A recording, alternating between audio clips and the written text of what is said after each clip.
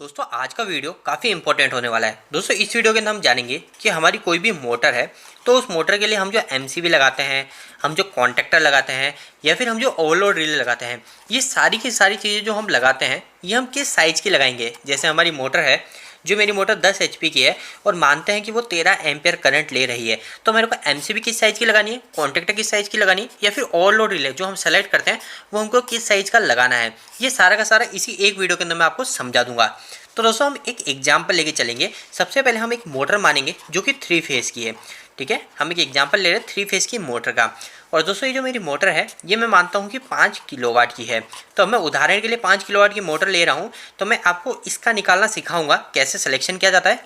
आप इसी वीडियो को देखने के बाद में आपकी मोटर की यहाँ पे वैल्यू पुट कर लीजिएगा, आप आपकी मोटर की कैलकुलेशन कर पाएंगे। तो दोस्तों देखो, सबसे पहले हमको क्या करना पड़ेगा, हमारी जो मोटर है उस मोटर का हमको फुल लोड करंट निकालना पड़ेगा कि हमारी मोटर है वो ज़्यादा से ज़्यादा कितना करंट झेल सकती है।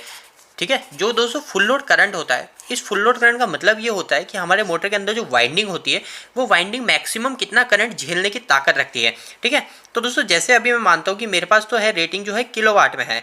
अगर आपके पास रेटिंग किलोवाट में नहीं एचपी में है, जैसे अगर मैं मानता हूँ कि आपके पास जो रेटिंग है 10 एचपी की मोटर है, तो मैं आपको अभी जो कैलकुलेशन बताऊंगा किलोवाट में बताऊंगा। तो आप क्या करिएगा, जितना भी एचपी है उस एचपी के अंदर भाग लगा दीजिएगा 1.341 का।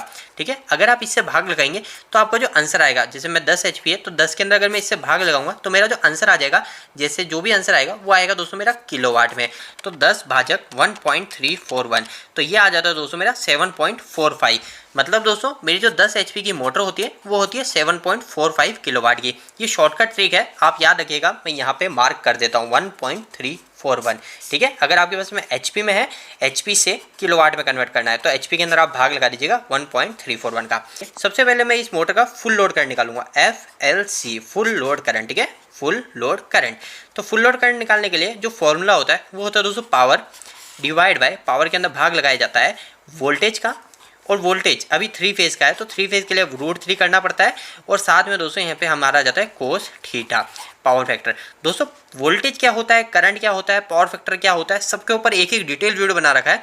आप चाहे तो हमारे चैनल को विजिट कीजिए, आपको काफ़ी इंफॉर्मेशन मिलने वाली है। अगर आप हमारे चैनल पर नए जुड़े हैं तो आप इसके साथ जुड़िए, आपकी काफ़ी मदद होगी इलेक्ट्रिकल फील्ड से। तो देखो पावर का मतलब हमारे किलोवाट, हमारी मोटर कितने किलोवाट की वो होती है पावर। तो दोस्तों एक बात ध्यान रखिएगा, हम जो फॉर्मूले में जो करंट निकालते हैं ये हमेशा पावर जो रखेंगे, हमारी जो एचपी होती है वो एचपी भी हमारी पावर ही होती है। पर दोस्तों इस फॉर्मूले के अंदर जो पावर पुट करते हैं वो हमेशा किलोवाट में करते हैं, और किलोवाट के साथ में हम मल्टीप्लाई कर देते हैं 1000 का, क्योंकि यहाँ पे जो पावर पुट होगी वो हो जाएगी फिर हमारी वाट में। 5 × 1000 करूँगा तो हो जाएगा मतलब ये 5000 वाट। और नीचे दोस्तों मेरी जो मोटर है वो 3 फेज़ बताया तो 415 वोल्टेज पे चल रही है। √3 क्या है, √3 की वैल्यू होती है दोस्तों 1.732। कहीं पे भी √3 आए तो आप ये वैल्यू रख लीजिएगा, इसके अलावा और कुछ भी दिमाग नहीं लगाना है।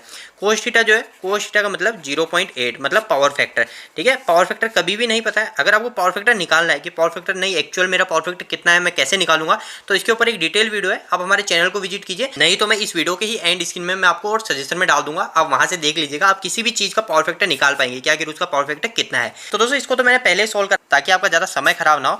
तो इन नीचे की सबको मल्टीप्लाई करने के बाद आता है दोस्तों 575, और ऊपर अगर मैं सबको मल्टीप्लाई करूंगा 5 × 1000 करूंगा तो आ जाएगा दोस्तों मेरा 5000। तो अब मैं इन दोनों को डिवाइड करूंगा तो मेरा जो डिवाइड करने के बाद आएगा वो आएगा 8.69। तो दोस्तों 8.69 एम्पीयर क्या आया, यह आया दोस्तों मेरी जो 5 किलोवाट की मोटर है इसके अंदर की जो वाइंडिंग है वो इससे ज़्यादा करंट नहीं झेल सकती। अगर इससे ज़्यादा करंट निकलेगा तो वो मेरी वाइंडिंग फेल हो जाएगी। ऐसा नहीं है दोस्तों 1 सेकंड के लिए निकलेगा और मेरी वाइंडिंग फेल हो जाएगी, कंटिन्यूसली अगर इससे ज़्यादा करंट निकलेगा तो मेरी वाइंडिंग फेल हो जाएगी, मेरी वाइंडिंग जल जाएगी, खराब हो जाएगी। ठीक है, तो दोस्तों 8.69 एम्पियर से ही हमको सब चीज़ कैलकुलेट करनी चाहिए, 8.69 एम्पियर। तो अगर मैं इसको 8.7 एम्पियर भी बोल सकता हूँ। तो दोस्तों मेरे को इसी से एमसीबी कैलकुलेट करनी है, कॉन्टैक्टर कैलकुलेट करना है, और एक और ओवरलोड रिले कैलकुलेट करनी है।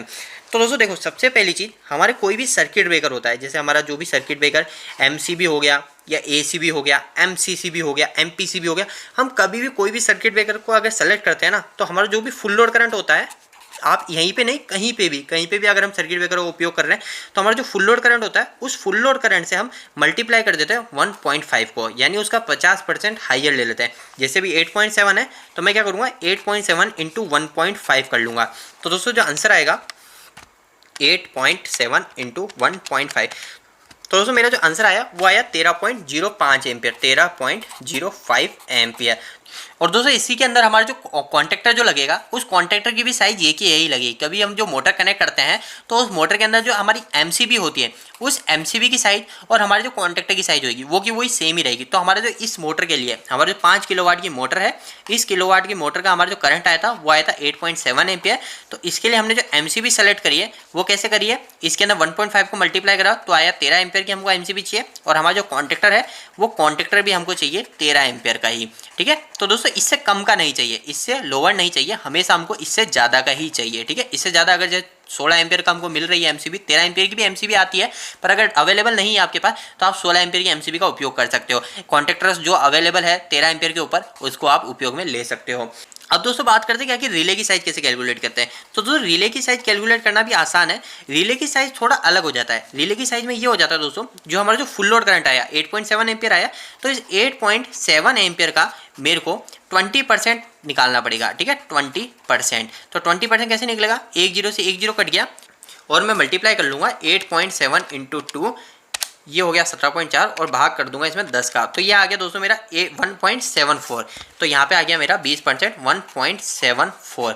तो दोस्तों मैं क्या करूँगा, जो 8.7 एम्पियर है इसके अंदर 1.74 एम्पियर को माइनस भी करूँगा और प्लस भी करूँगा।